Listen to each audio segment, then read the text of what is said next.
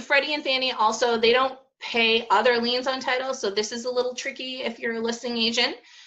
Keep that in mind. So at the beginning, I was saying there's other things sometimes on title, like Department of Revenue liens or IRS liens or welfare liens or executions.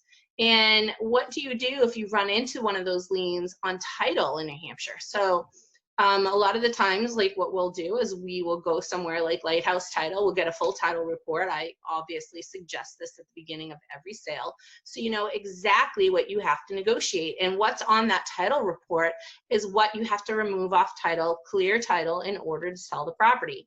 So if there are IRS liens and judgments, you have to negotiate that. And where does that money come from? If it's a Freddie or Fannie short sale, because they are not going to allow any money out of proceeds toward that lien. So I'll give you an example. Let's say you have a $8,000 execution for an American Express lien. The American Express has gone to court, they got a judgment, and it's $8,000 that's now recorded that's owed on title. Now, obviously, again, you're going to negotiate that for a fraction of that $8,000, but who's coming up with that money? Typically on a Freddie and Fannie sale, we would have the buyer come up with that money. So we may put into the listing buyer to assist in payment of secondary liens, because as Nick said earlier, we went into this a long time ago, and I think the one thing that Nick takes away from this is, and he's an agent and he's a broker, and he does not want agents and broker to reach into their own pocket and pay a lien at closing. You know, you guys are working hard for your money. You're working triply hard for the same money on a short sale.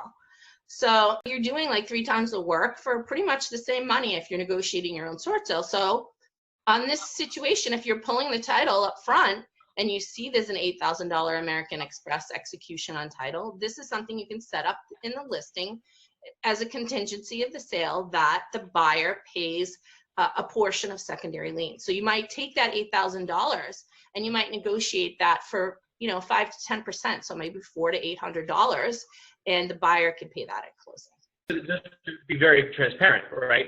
Rule number 2 in real estate is you never, ever, ever, ever, ever, ever use your out closing commission to pay for anything at the closing table. We're all aware of that. Yes, that's rule number 2. All right, I'm seeing some nods. Does anyone remember, especially if you've taken the question before, what's rule number 1? Aubrey, do you remember rule number 1 in real estate? No, sorry. That's okay. It's a very important one. You should all remember this.